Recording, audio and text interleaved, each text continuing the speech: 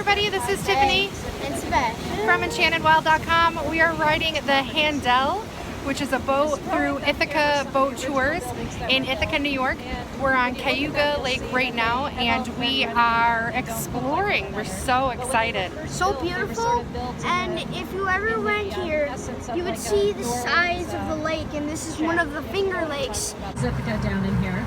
The midsection is Aurora, and the northern section is where Seneca Falls is. The part of the lake that we're going to be going out to is about a mile wide, and it's about 250 feet deep.